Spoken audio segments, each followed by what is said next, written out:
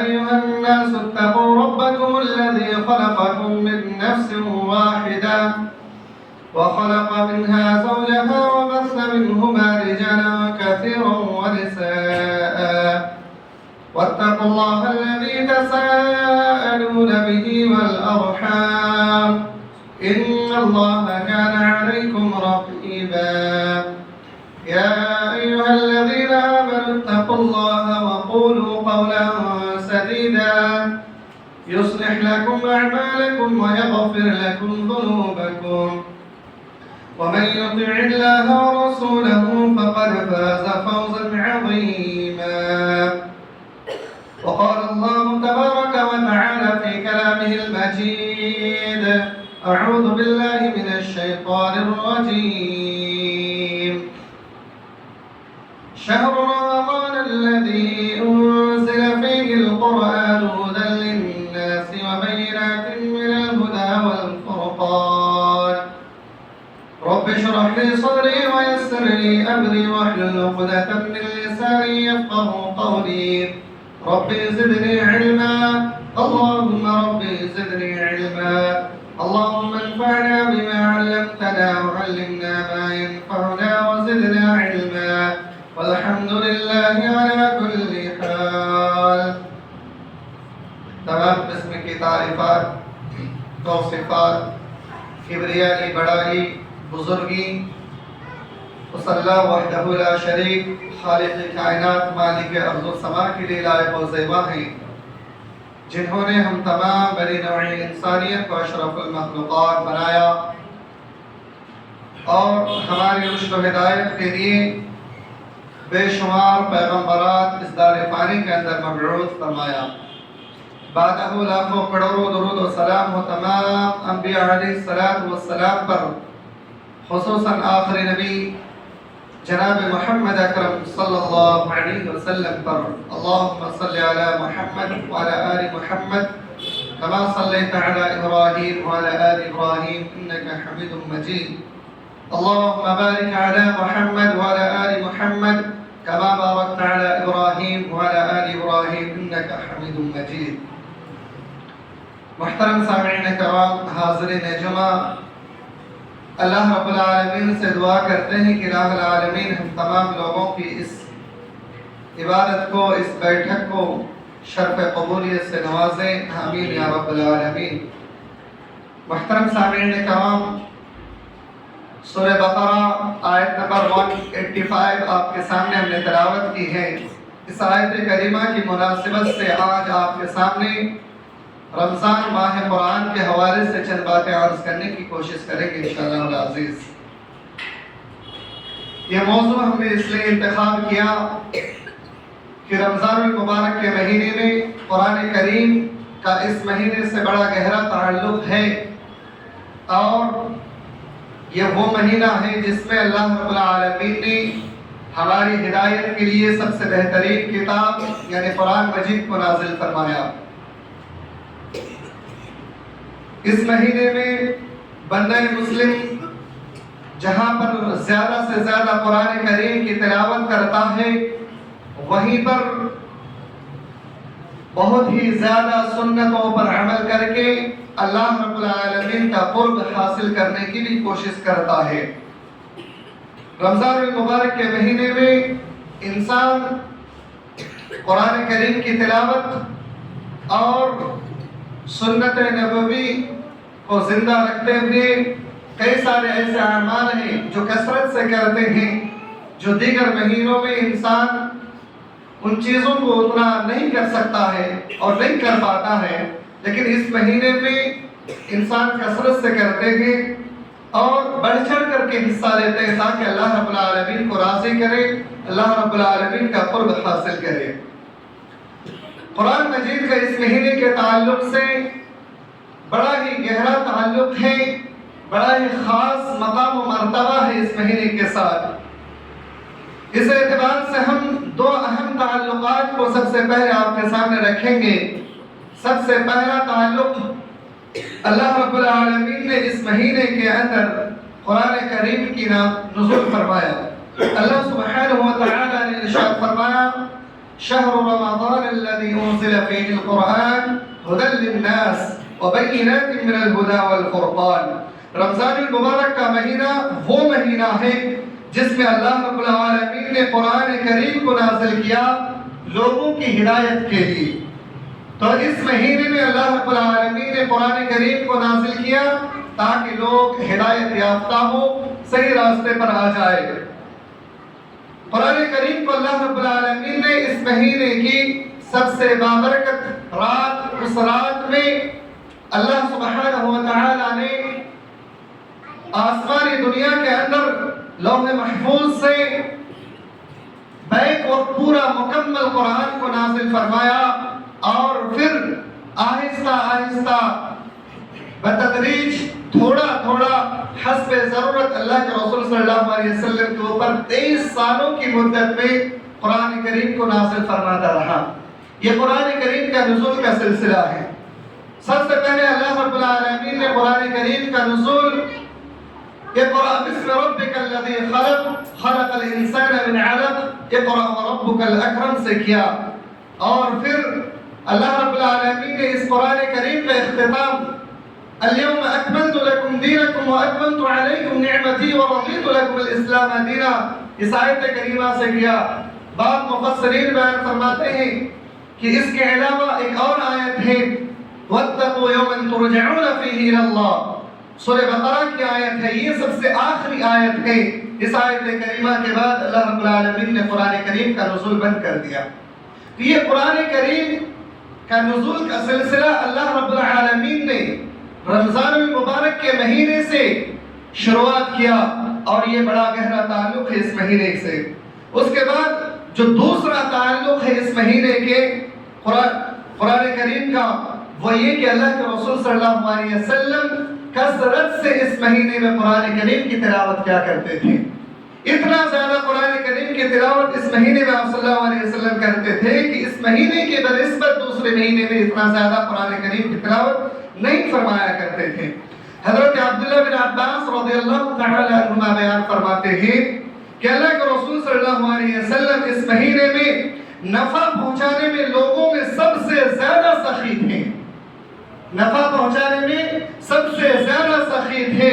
وَكَانَ أَجْوَدُ مَا يَكُونُ فِي رَمْضَانَ حِينَ يَلْقَاهُ جِبْرِيلُ، اور جبریل علیہ السلام آپ صلی اللہ علیہ وسلم سے رمضان المبارک کے مہینے میں جب ملتے تو آپ صلی اللہ علیہ وسلم اور بھی زیادہ فرتیلے اور سختی کے ساتھ معاملہ پیش کرتے تھے. اور آپ صلی اللہ علیہ وسلم جب ہر روز ہر رات کو جبریل امین نازل ہوتے تو آپ صلی اللہ علیہ وسلم ہر رات کو قرآن کریم سنایا کرتے تھے آپ صلی اللہ علیہ وسلم. تو رمضان المبارک کے مہینے میں آپ صلی اللہ علیہ وسلم جبریل امین کو قرآن کریم کی تلاوت کر کے بھی سنایا کرتے تھے اور بڑی ہی سخاوت کے ساتھ بھی معاملہ پیش کرتے تھے.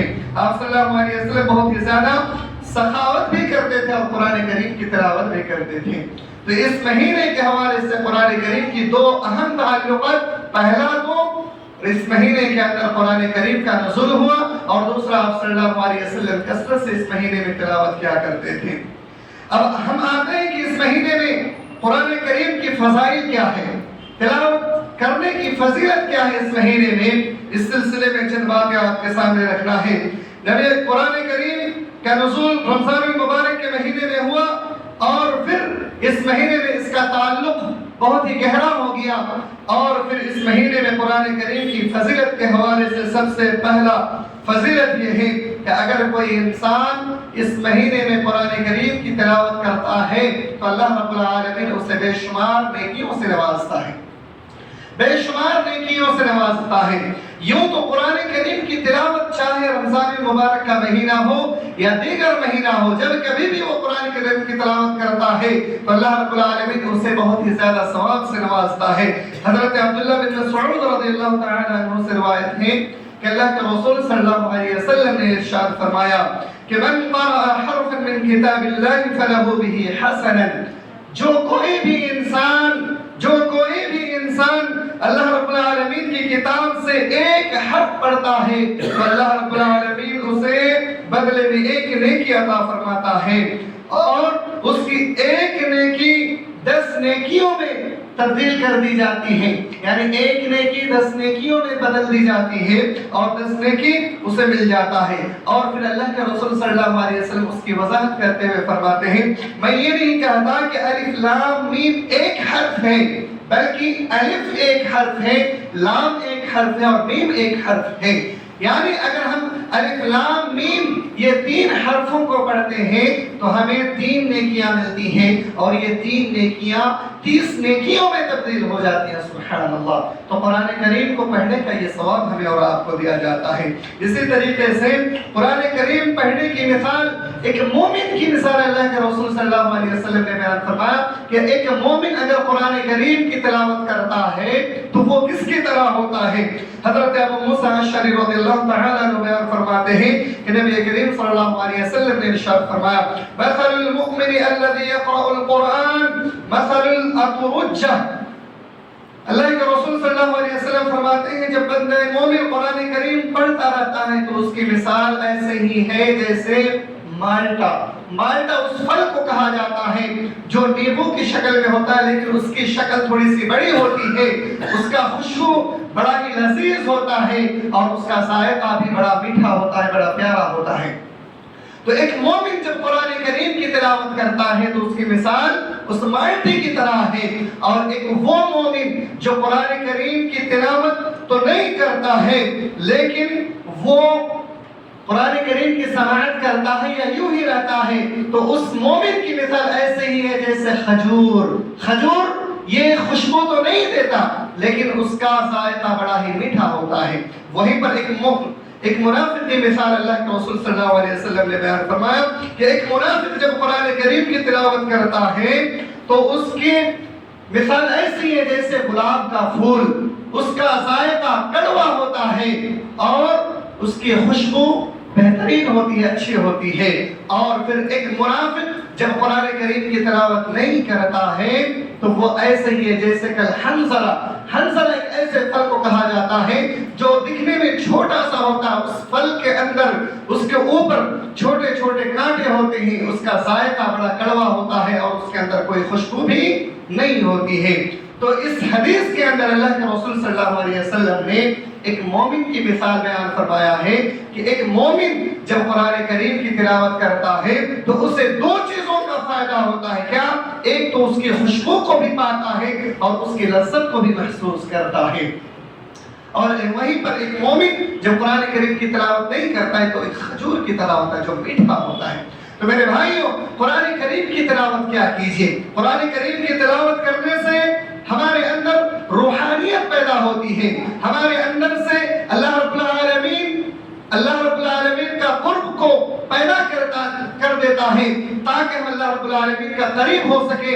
ہمارے اندر سے اللہ رب العالمین دنیا کی تمام تر چیزوں کو ختم کر دیتا ہے اور اللہ رب العالمین کی طرف ہمیں مائل کر دیتا ہے، اور دنیا کی یہ زیب و زینت جو چند دن کا مہمان ہے اس سے ہمیں پھر نفرت ہونے لگتا ہے اور اللہ رب العالمین سے ہمیں محبت ہونا شروع ہو جاتا ہے۔ تو قرآن کریم کی تلاوت کیا کیجیے۔ اللہ کے رسول صلی اللہ علیہ وسلم ایک قرآن کریم کی تلاوت کرنے والے کی ایک مثال اور بھی اس سے بہترین مثال عطا فرمایا، عنایت فرمایا۔ ارشاد باری تعالی ہے، حضرت عقبہ بن عامر رضی اللہ تعالی عنہ بیان فرماتے ہیں کہ ہم مسجد نبوی کے چبوترے پر بیٹھے ہوئے تھے کہ اللہ کے رسول صلی اللہ علیہ وسلم ہمارے درمیان تشریف لائے اور فرمانے لگے کہ کیا تم میں سے کون اس بات کو پسند فرماتا ہے کہ بطحان جائے یا پھر عتیق جائے، یہ 2 جگہوں کا نام ہے، اور وہاں سے جانے کے بعد وہ بغیر کسی گناہ یا قطع رحمی کے ساتھ وہ وہاں سے 2 اونٹنیاں لے کر کے آئے۔ اللہ کے رسول صلی اللہ علیہ وسلم فرماتے ہیں کہ بطحان جائے، جا کر کے کوئی انسان بغیر کسی قطع رحمی کے ساتھ، بغیر کسی خون خرابے کے ساتھ، بغیر کسی جھگڑے فساد کے ساتھ وہ بآسانی سکون کے ساتھ وہ انسان وہاں سے 2 اونٹنیاں لے کر کے آ جائے۔ تو صحابہ کرام نے فرمایا اے اللہ کے رسول صلی اللہ علیہ وسلم ہم سب اس بات کو پسند فرماتے ہیں۔ پھر اللہ کے رسول صلی اللہ علیہ وسلم نے فرمایا کہ اس شخص کی مثال جو قرآن کریم کی تلاوت کرتا ہے، اس شخص کی مثال ایسے ہی ہے جو وہ روزانہ 2 اونٹ ایک آیت کو پڑھنے پر اسے 2 اونٹ کا کا ثواب ملتا ہے، 2 اونٹ وہ لے کر کے آتا ہے۔ سبحان اللہ۔ اگر ایک انسان قرآن کریم کی ایک آیت تلاوت کرتا ہے، ایک آیت کریمہ کی تلاوت پر اسے 2 اونٹنیاں ملتی ہیں۔ 2 آیت کریمہ تلاوت کرتا ہے تو اس سے زیادہ ملتا ہے۔ 3 آیتیں پڑھتا ہے تو 3 اونٹنیاں ملتی ہیں۔ تو اس طریقے سے یہ سلسلہ چلتا رہتا ہے، جتنی آیتیں وہ پڑھتا ہے اتنے وہ اونٹنیاں لے کر کے آتے ہیں، یعنی اتنا زیادہ اس کو ثواب دیا جاتا ہے۔ سبحان اللہ، کتنی بڑی بات ہے۔ اگر ہم اور آپ قرآن کریم کی تلاوت کرتے ہیں تو قرآن کریم کی تلاوت پہلے حدیث کی مناسبت سے 1 نیکی 10 نیکیوں میں تبدیل کر دی جاتی ہے۔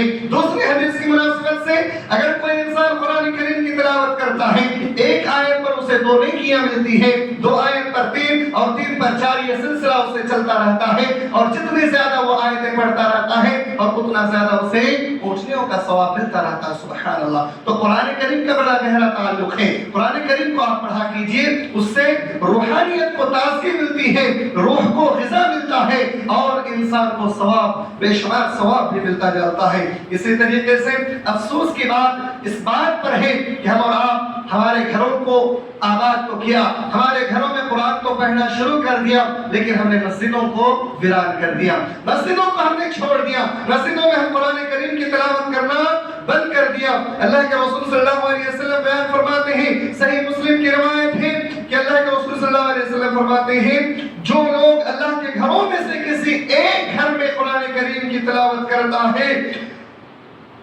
آپس میں اور ایک دوسرے کے ساتھ وہ درس و تدریس کا معاملہ اختیار کرتا ہے، یعنی وہ کچھ سیکھتا بھی ہے اور دوسروں کو کچھ سکھاتا بھی ہے، یتدارسونہ، وہ کچھ سیکھتا بھی ہے اور کچھ دوسروں کو سکھاتا ہے، تو اسے 3 بڑے فائدے حاصل ہوتے ہیں۔ وہ 3 بڑے فائدے کیا ہیں؟ اللہ کے رسول صلی اللہ علیہ وسلم فرماتے ہیں، الا نزلت علیہم السکینہ، اس کے اوپر سکینت کو، سکون کو نازل کیا جاتا ہے، رحمت کو نازل کی جاتی ہے، یہ پہلا فائدہ ہے۔ اور دوسرا فائدہ وغشیتہم الرحمہ، اور اس کے اوپر رحمت کو نازل کیا جاتا ہے۔ اور تیسرا فائدہ یہ کہ فرشتے اسے ڈھانپ لیتے ہیں۔ یہ 3 بڑے فائدے ہیں۔ میرے بھائیوں، ہم نے گھروں میں قرآن کریم کی تلاوت شروع کر دی، مسجدوں کو ہم نے ویران کر دیا، مسجدوں میں آج ایک بھی بندہ قرآن کریم کی تلاوت کرتے ہوئے نہیں ملیں گے۔ مسجدوں میں جب نماز پڑھنے آتے ہیں، نماز پڑھ کر کے واپس گھروں کی طرف لوٹ جاتے ہیں۔ گھروں میں ہم قرآن کریم کی تلاوت کرتے ہیں، لیکن مسجدوں ہم نہیں کر رہے ہیں، اور نہ تو ایک دوسرے کے ساتھ بحث و مباحثہ کرتے ہیں، نہ تو ایک دوسرے کے ساتھ ہم کسی بات کو سیکھنے کی کوشش کرتے ہیں اور نہ سکھانے کی کوشش کرتے ہیں۔ پھر ہمیں کیسے ان تمام تر چیزوں سے فائدہ ملے؟ نہ تو ہمیں رحمت کا فائدہ ملے گا، نہ تو فرشتوں کی وہ ڈھانپنے والا فائدہ ملے گا، اور نہ تو ہمیں اللہ رب العالمین کی رحمت اور سکون ہمیں مل سکتا ہے۔ ان تمام تر چیزوں سے ہم محروم رہ جاتے ہیں۔ اس لیے میرے بھائیوں، ہمارے لیے ضروری ہے کہ ہم اور آپ قرآن کریم کی تلاوت گھر میں بھی کریں، اور قرآن کریم کی تلاوت ہم مسجدوں میں بھی کریں، تاکہ مسجدیں بھی آباد ہوں، اور مسجدیں میں جب ہم ایک دوسرے کے ساتھ قرآن کریم کی تلاوت کرتے ہوئے بحث و مباحثہ کرتے ہیں، درس و تدریس کرتے ہیں، تو اس سے بہت ساری غلط فہمیاں بھی دور ہوتی ہیں، بہت سارے نئے نالج بھی ہمیں معلوم ہوتا ہے، اور بہت ساری ایسی باتیں ہیں جنہیں ہم صحیح سمجھتے ہیں لیکن وہ چیزیں غلط ہوتی ہیں، اس کی اصلاح بھی ہو جاتی ہے، اور قرآن کریم کو صحیح انداز میں پڑھنے کا فائدہ بھی ہمیں مل جاتا ہے۔ میرے بھائیوں، بعض دفعہ ہم قرآن کریم کو صحیح لہجے میں نہیں پڑھ پاتے ہیں، لیکن جب بحث کریں گے، جب ایک دوسرے کے سامنے سنیں گے، سنائیں گے، تو قرآن کریم کو ہم اچھے سے پڑھنا بھی شروع کر دیں گے، اس کا کئی سارے فائدہ ہوگا۔ اس لیے قرآن کریم کو مسجدوں میں بھی پڑھنے کا اہتمام کیجیے، گھروں میں بھی پڑھنے کا اہتمام کیجیے۔ گھروں میں حضرت اسید بن حضیر رضی اللہ تعالیٰ عنہ کے بارے میں واقعہ ہے۔ حضرت اسید بن حضیر اپنے گھر کے اندر قرآن کریم کی تلاوت کر رہے تھے، اتنی پیاری انداز میں قرآن کریم کی تلاوت کر رہے تھے کہ آسمان سے فرشتے نازل ہو گئے قرآن کریم کی تلاوت کو سننے کے لیے۔ تو گھروں میں بھی قرآن کریم کی تلاوت کو کرنا ہے، اور مسجدوں کو بھی آباد کرنا ہے۔ مسجد صرف نماز پڑھنے کے لیے نہیں ہے کہ ہم آئے نماز پڑھ کر کے چلے گئے، نماز کے ساتھ ساتھ قرآن کریم کی تلاوت بھی کرنا ہے، درس و تدریس کا معاملہ بھی اختیار کرنا ہے، ایک دوسرے کی اصلاح بھی کرنا ہے۔ یہی وہ مرکز ہے جہاں سے ہمارے نبی جناب محمد اکرم صلی اللہ علیہ وسلم پوری کائنات کے اندر اسلام کو پھیلایا۔ یہی وہ مرکز ہے جہاں پر اللہ کے رسول صلی اللہ علیہ وسلم بیٹھ کر کے صحابہ کرام سے میٹنگ کیا کرتے تھے، صحابہ کرام سے مشورہ لیا کرتے تھے۔ آپ صلی اللہ علیہ وسلم ہر معاملات کو اسی مسجد سے فیصلہ لیا کرتے تھے۔ ہم اور آپ مسجدوں کو چھوڑ کر کے باہر جا کر کے چائے کے اڈوں میں یا گھروں میں جا کر کے معاملہ پیش کرتے ہیں اور وہاں پر میٹنگ کرتے ہیں۔ میرے بھائیوں، مسجدوں کو آباد کیجیے، مسجدوں کو تمام تر چیزیں کیا کیجیے، نماز بھی پڑھیے، قرآن کی تلاوت بھی کیجیے، درس و تدریس کا بھی فریضہ انجام دیجیے، اور دیگر چیزوں کا بھی جو حق ہے، جو ثابت ہے، جو بہتر ہے، اس کو مسجدوں میں کیا کیجیے۔ اس سے روحانیت کو تازگی ملے گی، ایک دوسرے سے محبت ہوگی اور کئی سارے فائدے ہیں۔ میرے بھائیوں، اسی طریقے سے قرآن کریم بہت سارے ایسے بھائی ہیں جو اٹک اٹک کر پڑھتے ہیں، سوچتے میں تو اٹک اٹک کر پڑھ رہا ہوں، اس سے کیا فائدہ ہونے والا ہے، یہ سوچ کر کے قرآن کریم کی تلاوت کو چھوڑ دیتے ہیں۔ اللہ کے رسول صلی اللہ علیہ وسلم بیان فرماتے ہیں کہ اٹک اٹک کر قرآن پڑھنے والے کبھی بھی پیچھے مت ہٹنا، ہمت مت ہارنا، کیونکہ اٹک اٹک کر قرآن کریم پڑھنے والے کو بھی اللہ رب العالمین دوہرا اجر عطا فرماتا ہے۔ اللہ کے رسول صلی اللہ علیہ وسلم فرماتے ہیں الماہر بالقرآن مع الصفوة الکرام، اللہ کے رسول صلی اللہ علیہ وسلم فرماتے ہیں قرآن مجید کا ماہر معزز مکرم لوگ جو اچھے سے پڑھ لیتے ہیں ان کا شمار فرشتوں کے ساتھ اور انبیاء کرام کے ساتھ ہوگا۔ جو اچھے سے قرآن کریم کی تلاوت کر لیتا ہے اور جو انسان اٹک اٹک کر قرآن کریم پڑھتا ہے، اللہ رب العالمین اسے دوہرا اجر عطا فرمائے گا۔ یہ اللہ کے رسول صلی اللہ علیہ وسلم کی بشارت ہے، خوشخبری ہے۔ تو پھر ہمیں پیچھے کیوں ہٹنا ہے؟ ہمیں قرآن کریم کو پہلے اٹک اٹک کر پڑھنا ہے، پھر صحیح طریقے سے پڑھنا سیکھنا ہے۔ ہم تو پڑھنے کی کوشش ہی نہیں کرتے۔ جب تک ہم کوشش نہیں کریں گے تو ہم سیکھیں گے کیسے؟ جب تک ہم اٹکیں گے نہیں تو پھر صحیح تلفظ کے ساتھ ہم ادا کریں گے کیسے؟ میرے بھائیوں، ایک دنیاوی مثال ہم اور آپ لے لیجئے۔ جب ہم کبھی کسی نئے میدان میں اترتے ہیں تو کیا اس میدان کا ماہر فن ہو جاتے ہیں؟ نہیں ہوتے ہیں۔ اس میں وقت لگتا ہے، اپنے آپ کو کھپانا پڑتا ہے، اپنے آپ کو وقت دینا پڑتا ہے، بصیرہ بہانا پڑتا ہے، پھر جا کر کے اس فیلڈ کا ماہر بنتے ہیں۔ اسی طریقے سے جب آپ قرآن کریم کو پڑھنے کی اور سیکھنے کی کوشش کریں گے تو دھیرے دھیرے پہلے اٹکیں گے، بھٹکیں گے، پھر آپ غلط طریقے سے پڑھتے ہوئے صحیح طریقے پر آئیں گے۔ جب آپ پڑھیں گے ہی نہیں تو پھر آپ اٹک کر کے صحیح طریقے سے پڑھنا سیکھیں گے کب؟ تو اس لیے ضروری ہے کہ قرآن کریم کو صحیح طریقے سے پڑھا جائے۔ اسی طریقے سے قرآن کریم کو پڑھنے والے کے لیے ایک بہت بہترین ثواب دیا جائے گا۔ وہ اس دنیا میں تو اس انسان کو سمجھ میں نہیں آ رہا، لیکن مرنے کے بعد اس کا ثواب عطا کیا جائے گا۔ اللہ کے رسول صلی اللہ علیہ وسلم بیان فرماتے ہیں، صحیح مسلم کی روایت ہے کہ قرآن کریم روز قیامت اس انسان کے لیے سفارش کریں گے، اس انسان کے لیے جس نے قرآن کریم کو پڑھا ہوگا۔ اللہ کے رسول صلی اللہ علیہ وسلم فرماتے ہیں اقرأوا القرآن فإنه يأتي يوم القيامة شفيعا لأصحابه، قرآن کریم تو پڑھا کرو، قرآن کریم کی تلاوت کیا کرو، کیونکہ قرآن کریم پڑھنے والے کے لیے قیامت کے روز شفاعت کریں گی۔ کون؟ اس کے اصحاب کے لیے قرآن کریم شفاعت کریں گے۔ میرے بھائیوں، اس لیے قرآن کریم کی تلاوت کیا کیجیے۔ قرآن کریم کا حقوق ہم پر کیا ہے؟ یہ تو باتیں تھی قرآن کریم کو پڑھنے کی، اب قرآن کریم کے حقوق کیا ہیں؟ یہ چند حقوق آپ کے سامنے مختصر بیان کرتے ہیں کہ قرآن کریم ہم بحیثیت مسلمان ہونے کے ناطے ہم پر چند فرائض عائد ہوتے ہیں، چند حقوق عائد ہوتے ہیں قرآن کریم کے، ان میں سے چند ہم آپ کے سامنے رکھتے ہیں۔ پہلا حق یہ ہے کہ قرآن کریم پر پہلے ایمان لانا ضروری ہے۔ میرے بھائیوں، اگر ہم قرآن کریم پر ایمان نہیں لاتے ہیں، چاہے کتنا بھی ہم نے پڑھ لیا ہو، تو اس کا فائدہ ہمیں حاصل نہیں ہوگا۔ بہت سارے لوگ ہیں جو قرآن کریم کو پڑھتے تو ہیں لیکن اس پر ایمان نہیں رکھتے۔ اس کا مشغلہ یہ ہوتا ہے کہ قرآن کریم میں کوئی غلطیاں نکالے، قرآن کریم سے ہم کوئی نقطہ چینی کریں اور اسلام کو بدنام کریں، اسلام کے ماننے والے کو ہم بدنام کریں۔ تو قرآن کریم پر ایمان لانا پہلے ضروری ہے کہ اللہ کی کتاب ہے، اس کے بعد پھر ہم پر دوسرا جو فریضہ عائد ہوتا ہے وہ قرآن کریم کی تلاوت کریں۔ میرے بھائیوں، قرآن کریم کی تلاوت کرنا اور قرآن کریم پر تدبر کرنا دونوں الگ الگ چیزیں ہیں۔ بہت سارے لوگوں کے ذہن میں ایک بات آتی ہے کہ قرآن کریم جب کبھی بھی پڑھیں آپ تدبر کے ساتھ پڑھیں، یعنی سوچ سمجھ کر کے پڑھیں۔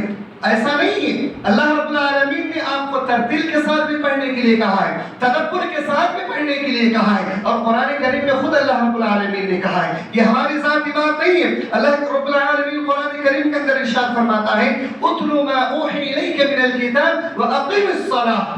اللہ رب العالمین نے فرمایا کیا کہ قرآن کریم کی تلاوت کرو جو آپ کی طرف وحی کی گئی ہے اور نماز کو قائم کرو.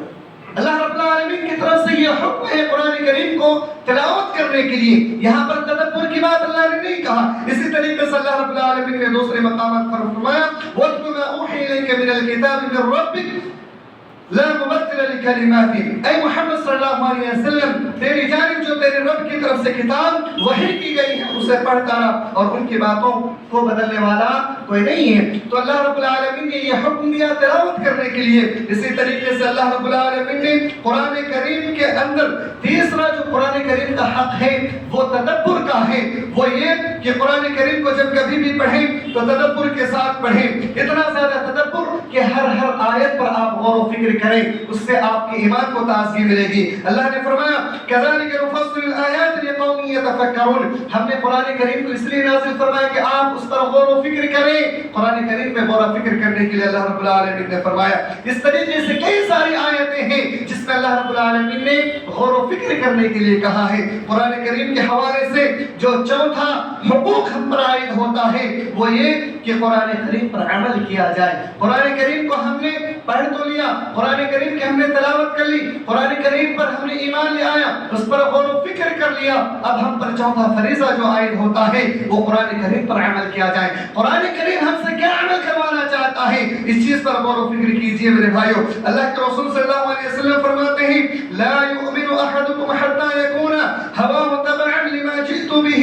تم میں سے کوئی بھی اس وقت تک ایمان والا نہیں ہو سکتا جب تک کہ اس کی خواہشات اس چیز کے تابع نہ ہو جائے جسے میں لے کر کے آیا ہوں, یعنی قرآن و سنت. یعنی قرآن و سنت کے تابع جب تک وہ انسان اپنے آپ کو نہیں کر دیتا تب تک کہ وہ انسان مومن ہو ہی نہیں سکتا. تو قرآن کریم انسان کو قرآن کریم پر عمل کرنا ہوگا. قرآن کریم ہم سے کیا چاہتا ہے؟ قرآن کریم ہم سے یہ چاہتا ہے, ایک عام الفاظ میں آپ سمجھ لیں, قرآن کریم ہم سے یہ چاہتا ہے کہ ہم نیکیاں کریں, برائیوں سے خود روکیں اور دوسروں کو روکیں. سیدھی سی بات, ہم خود بھی قرآن کریم پر عمل کریں اور برائی سے ہم خود بھی روکیں اور دوسروں کو برائی سے روکنے کی کوشش کریں. پانچویں چیز جو ہم پر عائد ہوتی ہے وہ یہ کہ قرآن کریم کو ہم اور آپ پھیلائیں. قرآن کریم سے پڑھ لیا, غور و فکر کر لیا, قرآن کریم پر ایمان لے آیا اور قرآن کریم پر عمل کر لیا, صرف اتنا ہی کافی نہیں ہے. اب قرآن کریم کو دوسروں تک پہنچانے کا بھی فریضہ انجام دینا ہے. اللہ کے رسول صلی اللہ علیہ وسلم کے اوپر ایک آیت کریمہ نازل ہوئی جس آیت کریمہ کے پیش نظر اللہ رب العالمین نے یہ حکم دے دیا اے محمد صلی اللہ علیہ وسلم قرآن کریم کو اب آپ کو دوسروں تک بھی پہنچانا آپ پر فرض ہے. اللہ رب العالمین نے فرمایا ھذا بلاغ للناس ولينذروا به. یہ قرآن کریم پہنچا دینا ہے لوگوں کے لیے تاکہ وہ اس کے ذریعے خبردار کر دیے جائے. میرے بھائیوں, یہ اللہ رب العالمین نے قرآن کریم میں کہا. تو قرآن کریم کے یہ 5 حقوق ہم نے آپ کے سامنے بیان کیے. پہلا, قرآن کریم پر ایمان لانا ہے. دوسرا, قرآن کریم کو تلاوت کرنا ہے. تیسرا, قرآن کریم پر تدبر کرنا ہے. چوتھا, قرآن کریم پر عمل کرنا ہے. اور پانچواں, قرآن کریم کو دوسروں تک پہنچانا ہے. ان 5 چیزوں پر ہمیں اور آپ کو عمل کرنا ہے, تب جا کر کے ہم اور آپ قرآن کریم کا حق ادا کر پائیں گے. اگر ان میں سے صرف ایک چیز کو لیا اور ایک چیز کو چھوڑ دیا تو ہم نے قرآن کریم کا حق نہیں ادا کیا. اس لیے میرے بھائیوں, خلاصہ کلام یہ ہے, رمضان المبارک کا مہینہ چل رہا ہے, کثرت سے قرآن کریم کی تلاوت کرنا ہے. اس مہینے کے اندر ہمیں اور آپ کو چاہیے کہ ہم گھروں کو بھی آباد کریں, مسجدوں میں بھی قرآن کریم کی تلاوت کریں اور درس و تدریس کا فریضہ انجام دیں. یہ سب سے اہم ہے. اگر ہم نے دوسروں سے قرآن کریم کو نہیں سیکھا تو پھر خود سے اگر پڑھنے کی کوشش کی تو کچھ سے کچھ معنی اور مطلب نکال سکتے ہیں اور ہم صحیح کے بجائے غلط بھی ہو سکتے ہیں, اور جس کے نتیجے میں بہت سارے لوگ گمراہ ہوئے ہیں اور ہو رہے ہیں, چونکہ اس نے کسی دوسرے سے قرآن کریم کو سیکھنے کی کوشش نہیں کی, خود سے قرآن کریم کو سیکھنے کی کوشش کی, جس کے نتیجے میں سر کی بات پیر پر اور پیر کی بات سر پر لے جا کر اس میں ڈال دیا. جیسا کہ شیعوں کا طریقہ رہا ہے کہ وہ کہیں سے کہیں کی بات فٹ کر کے لوگوں کو گمراہ کرتے ہیں. میرے بھائیوں, ہم اور آپ بھی اسی زمرے میں آ جائیں گے. قرآن کریم کی ایک اہم بات آپ سمجھ لیں کہ اللہ رب العالمین نے قرآن کریم کو جہاں پر لوگوں کے لیے ہدایت کا ذریعہ بنایا ہے, وہیں پر قرآن کریم گمراہی کا ذریعہ بھی بنایا ہے. بہت بڑی بات ہے۔ قرآن کریم ہدایت کا ذریعہ جہاں پر ہے وہیں پر قرآن کریم گمراہی کا بھی ذریعہ ہے۔ قرآن کریم سنت نبی کے مطابق اگر سیکھیں گے تو آپ کے لیے ہدایت کا ذریعہ ہے۔ خود سے اگر آپ اس میں تعویلات کرنے کی کوشش کریں گے، سمجھنے کی کوشش کریں گے تو گمراہی کا ذریعہ ہے۔ اس لیے سنت نبی کے مطابق قرآن کریم کو سیکھنے کی کوشش کیجیے، عمل کرنے کی کوشش کیجیے اور خود سے آپ پرہیز کرنے کی کوشش کیجیے۔ آخر میں اللہ رب العالمین سے دعا ہے کہ اللہ العالمین ہم تمام امت مسلمہ کو قرآن کریم کی کثرت سے تلاوت کرنے کی توفیق عنایت فرما۔ الہ العالمین اس بابرکت مہینے میں ہمیں کثرت سے عبادت کرنے کی توفیق عنایت فرما۔ یا اللہ ہم سب کی لفظشوں کو اور خطاؤں کو معاف فرما، آمین یا رب العالمین۔ وآخر دعوانا الحمدللہ رب العالمین۔